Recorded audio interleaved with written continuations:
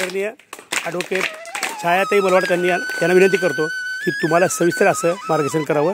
तुम्हाला काही एखादे प्रश्न असतील ते प्रश्नसुद्धा विचारावं तुम्ही. ठीक आहे. खरं तर तुमच्या म्हणजे गावाच्या परिसरात पाय ठेवला की अगदी शाळा कुठेही शोधत आम्ही आलो.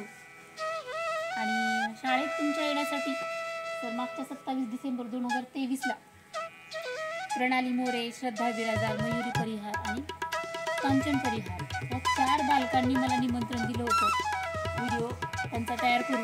तेव्हापासून माझा प्रयत्न होता की यावं पण मी 2-3 ठिकाणी काम करते. तर त्यातनं मला असतो शनिवार आणि रविवारीच वेळ.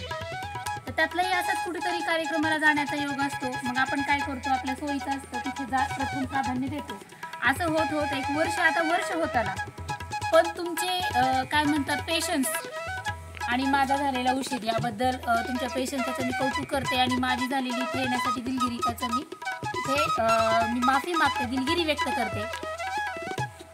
आदरणीय पवळे सर, आपल्या शाळेचे मुख्याध्यापक सुडके सर, केंद्र प्रमुख मॅडम, डोके मॅडम,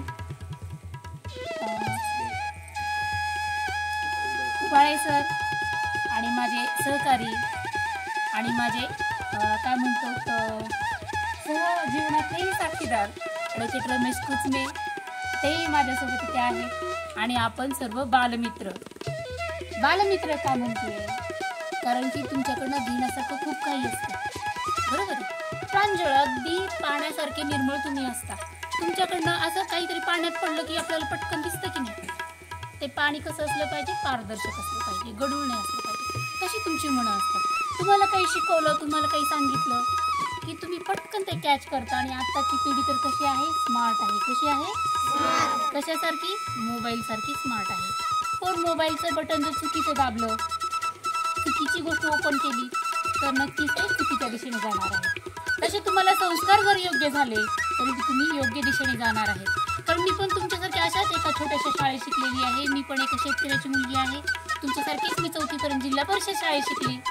त्याच्यानंतर मग पर्याय नाही म्हणून नंतर संस्थेत गेली आणि तिथून माझा नवोदयला नंबर लागला आणि तिथून खऱ्या संस्काराची परत माझ्यावरती सुरुवात झाली. मग आपण पाहतो ना, खेड्यातली मुली कशी असतात, कणखर असतात, कशाला नाही घाबरत. अगदी 4थी-5वीची काय 1ली-2रीची मुलं सायकलला 2 घागरी लावून पाणी आणतात. तर माझ्या माहेरी बघते मी. पण आमच्या शाळेतली मुली, 10वीचा मुलगा आहे त्याला आई सोडायला जाते. 10वीतली मुलगी आहे त्याला रोड क्रॉस करता येत नाही, मग आई शाळेपर्यंत जाते. आपल्याकडे लाईट गेली, पाऊस आला, वारा आला, काही झालं तरी आपण खंबीर असतो. बरोबर आहे.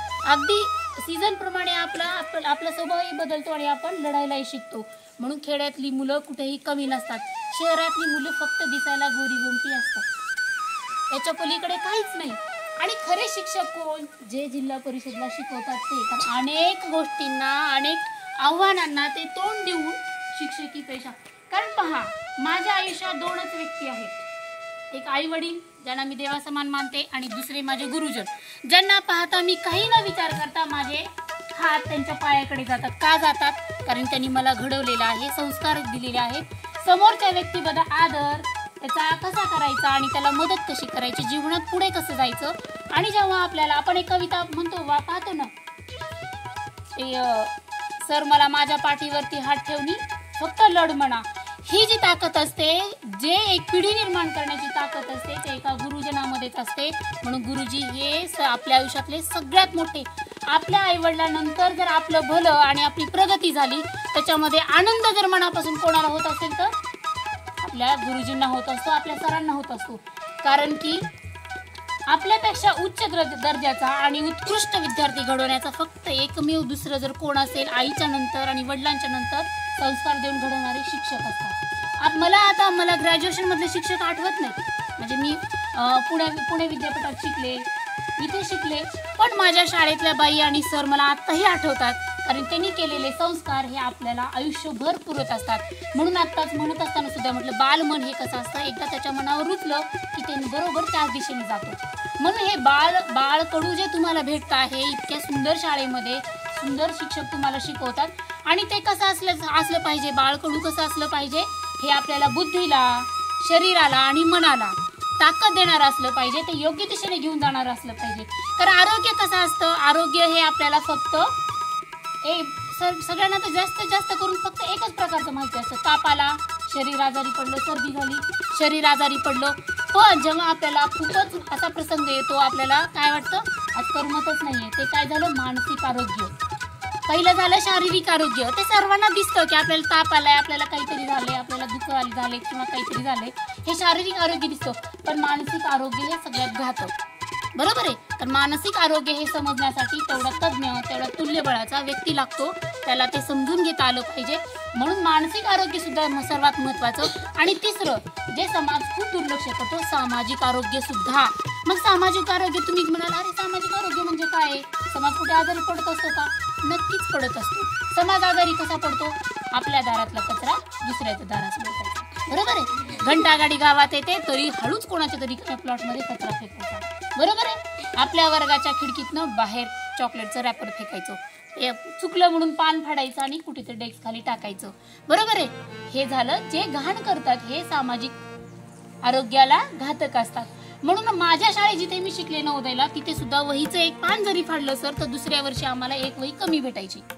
कारण वहीवरती पेज नंबर टाकून, विषय टाकून, वर्ग शिक्षक, ते विषयाचे शिक्षक, त्यांची सही असायची. आणि वर्षाच्या शेवटी पाहिलं जायचं की तुमच्या वहीमध्ये काय काय तुम्ही लिहिलेलं आहे आणि किती पेज फाडले. त्याप्रमाणे आम्हाला शिक्षा असायची. आणि दर रविवारी आम्ही कॅम्पस क्लिनिंग करायचो. म्हणजे पूर्ण आपला परिसर जो आहे तो आम्ही स्वतः स्वच्छ ठेवायचो. तसं तुमचा सुंदर परिसर, असं खेळाचं ग्राउंड आहे, एवढं सुंदर सगळं आहे.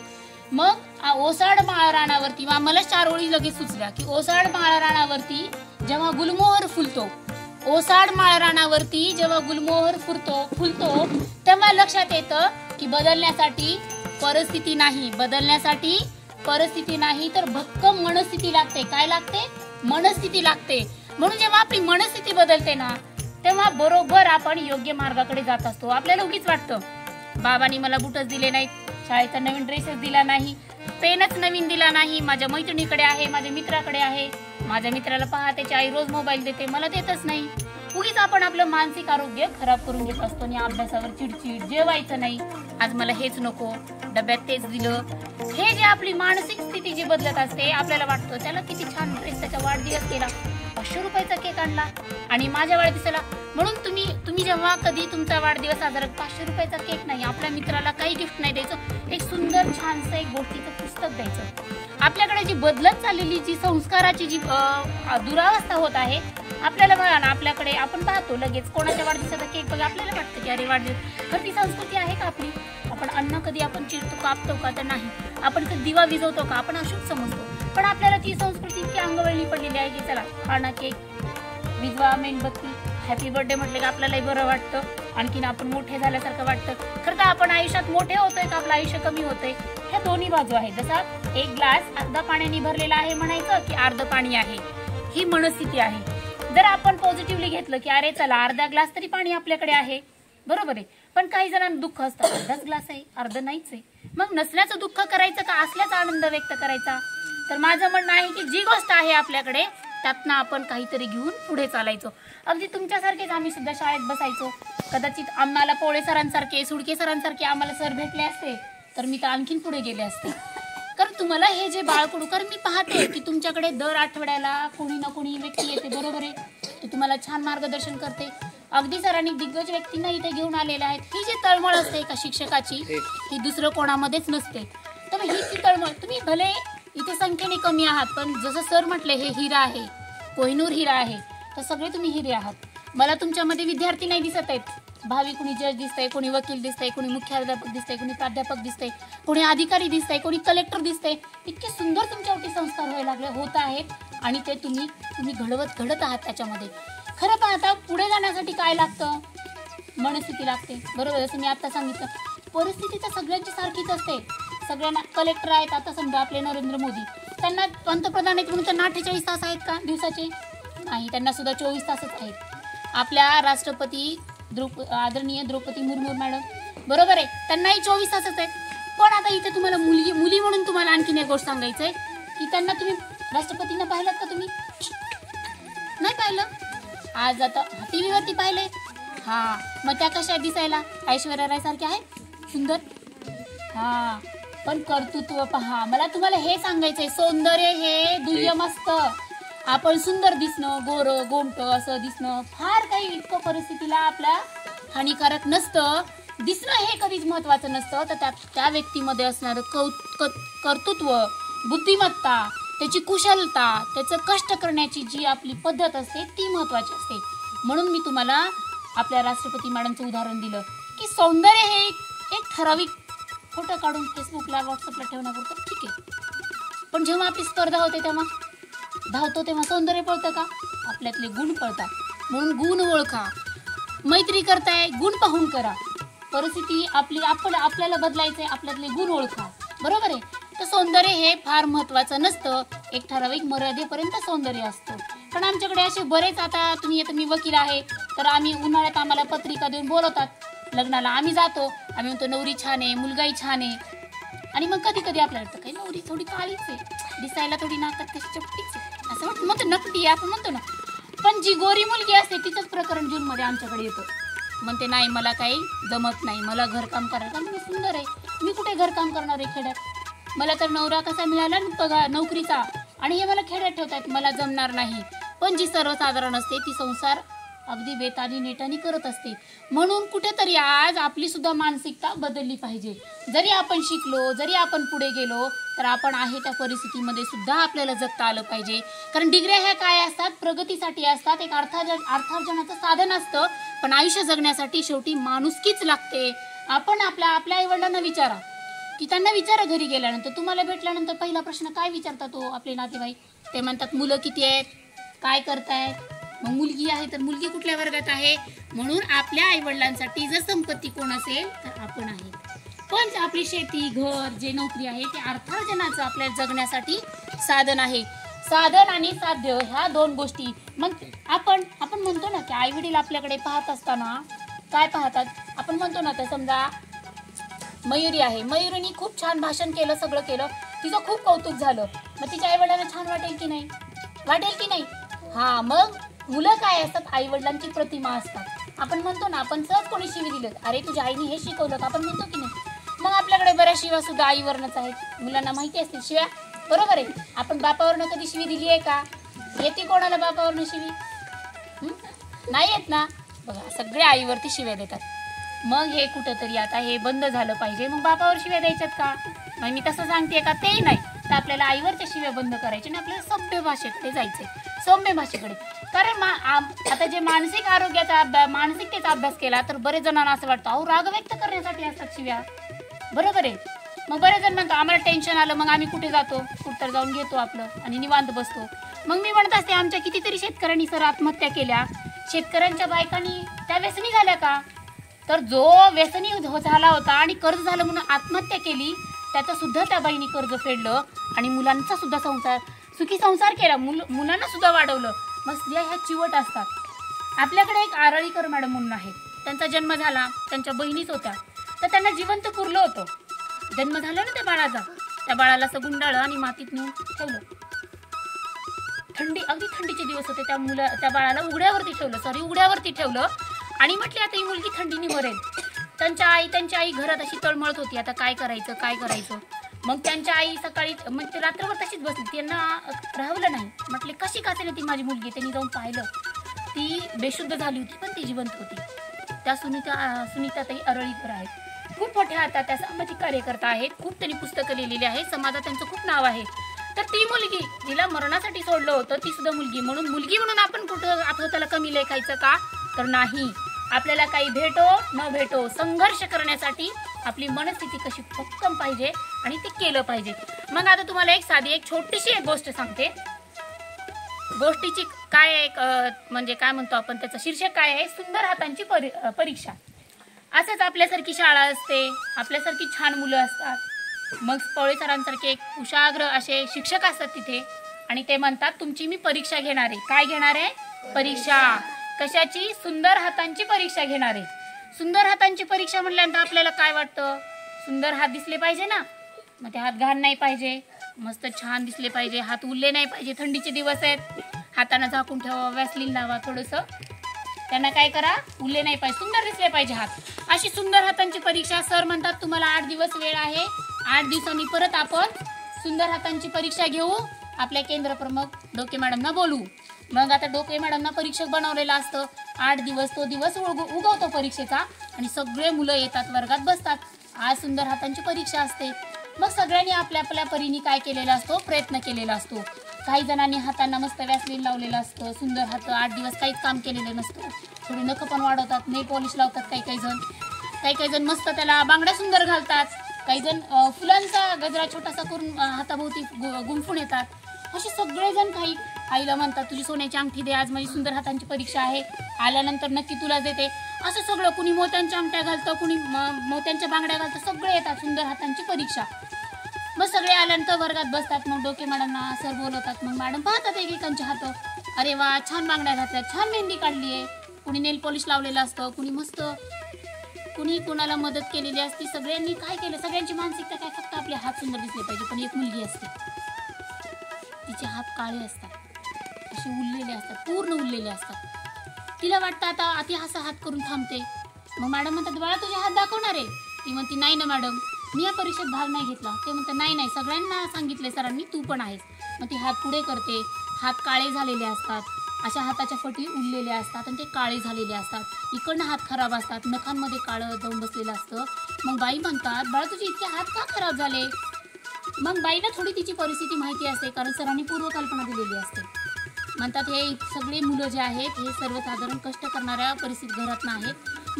मग सगळे बसतात. मग सर आणि मॅडम विचार करतात, सुंदर हातांची कोणाला बक्षीस द्यायचं? सुंदर हात तर सगळ्यांचेच आहेत ना. सोन्याच्या अंगठ्या घालून आले, मोत्यांचे हार, कोणी मोत्यांच्या बांगड्या, अंगठी, सगळ्यांनी मेहंदी लावली आहे, कोणी नेल पॉलिश लावलंय. मग आता सुंदर हात कोणाचे म्हणायचं सांगा बरं, कोणी सांगू शकतो? सुंदर हात कोणाचे ठरवायचे? ती जी मुलगी असते जिचे काळे हात झालेले असतात, उरलेले असतात, तिला पहिलं पारितोषिक डोके मॅडम देतात. आता डोके मॅडम दिल्यानंतर सगळ्यांचे डोके फिरतात. आधी एवढं सुंदर केलं आणि मॅडमने ते काळे हात असलेल्या मुलीला दिलं, असं कसं काय? मग ते जातात पोळे सरांकडे. तिथेच सुरू होतं, सर बघा आमचे हात किती सुंदर आहेत आणि मॅडमने त्या मुलीला दिलं, तिचे हात बघा किती काळे. बाळांनो, तिला बक्षीस याच्यासाठी दिलेलं असतं, तिची आई दुसऱ्यांच्या घरी धुणी भांडे करत असते आणि नेमकी तेव्हा तिची आई आजारी पडते. ती जर नाही गेली तर तिच्या आईचं काम बंद होणार असतं. म्हणून ती मुलगी 8 दिवस प्रत्येकाच्या घरात जाऊन आईचं काम करण्यासाठी मदत करत असते. म्हणून मॅडमना कुठेतरी वाटतं की तिला पहिलं पारितोषिक दिलं पाहिजे. मग सुंदर हात कोणाचे? त्या मुलीचेच ना. मग हात कसे असले पाहिजे? आपले हात कर्माने श्रेष्ठ असले पाहिजे, आपले हात दातृत्वाने श्रेष्ठ असले पाहिजे, आपले हात मदतीने श्रेष्ठ असले पाहिजे. सौंदर्य म्हणून म्हटलं, सौंदर्य हे एका ठराविक काळापुरतं असतं. दिसणं हे नाही तर त्याचं अस्तित्व असणं महत्वाचं आहे. ते खरे सुंदर हात ज्या हाताने दुसऱ्यांना मदत केली, बरोबर आहे. ती खरी बुद्धी, ज्या बुद्धीनं दुसऱ्या समाज कार्यासाठी उपयोगी पडली, ती खरी बुद्धी. हे असं सगळं असलं पाहिजे. म्हणून तसे सुंदर हात तुमचे आमचे असले पाहिजे की नाही, बरोबर आहे. म्हणून पैसे, श्रीमंती हे सगळं गौण असतं. आयुष्य जगत असताना सगळ्यात आधी आपल्यामध्ये एक दागिना असला पाहिजे, माणुसकीचा, आणि दुसरा चाणक्ष बुद्धी आपल्याकडे असली पाहिजे. आता मुलांसाठी एक छोटीशी गोष्ट सांगते. तर मुलींसाठी म्हणजे ही मुलींसाठी नाही, ही मुलांसाठी पण होती. आता मुलांसाठी एक सुंदर गोष्ट सांगते.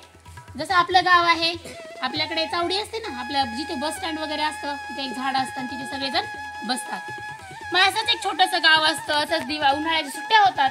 सुट्ट्या झाल्यानंतर आजोबा काय करतात, आपली मयुरी सारखीच एक त्यांची नात असते आणि तिला ते आणायला जातात.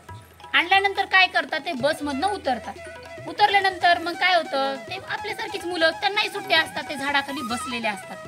बसल्यानंतर ते काय करतात, ते आता मुलगी बघून त्यांना मोबाईलमध्ये बघितलेलं असतं ना, काय काय असं छेडायचं असतं, तसं काहीतरी टॉन्ट करायचा असतो.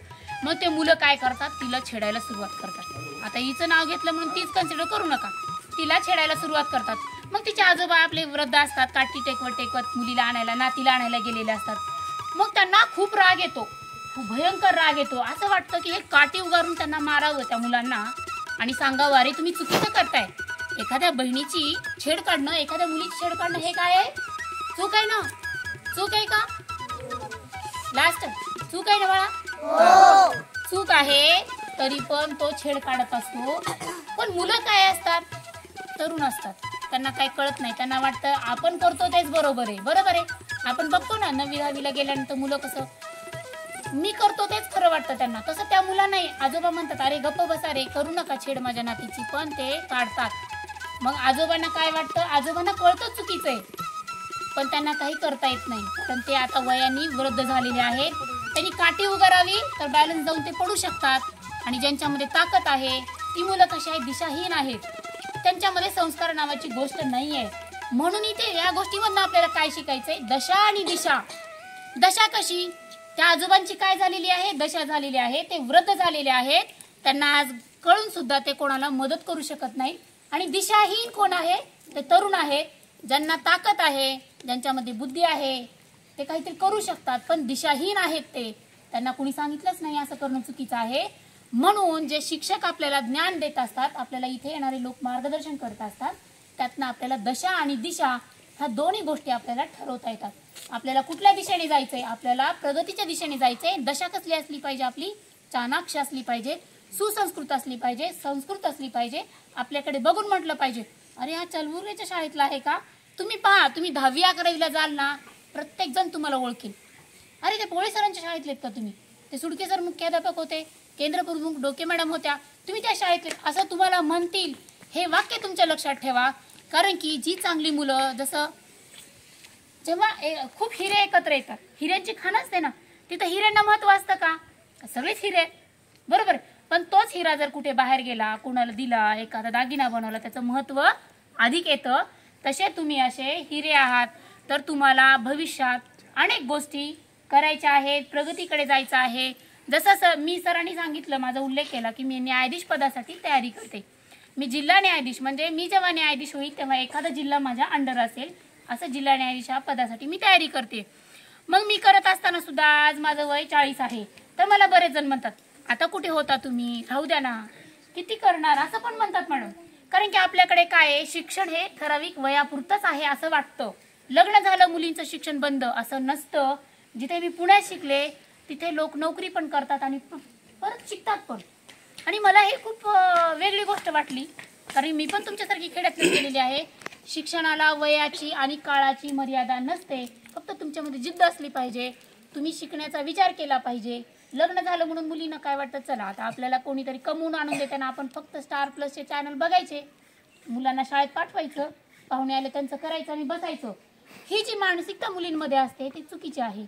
तुमच्या सुद्धा मोठ्या बहिणी असतील तर त्यांना विचारा की तू दिवसभर काय करते, म्हणे काय घरकाम करते, मग शिकायचं. आता कुठे होत असतं शिक्षण, पण तिला सांगा, तू इच्छा असेल तर तू करू शकते. म्हणून ही जिद्द आपल्यामध्ये कायम असली पाहिजे. कारण माझी सुद्धा छोटीशी जिल्हा परिषद शाळा होती, त्यातनंच मी आलेली आहे. पण जिद्दही आपल्यामध्ये असली पाहिजे. आणि जेव्हा तुम्ही वरती जाता तेव्हा आपल्याला स्पर्धकही कमी असतात आणि आपल्याला पदही उच्च भेटत असतं.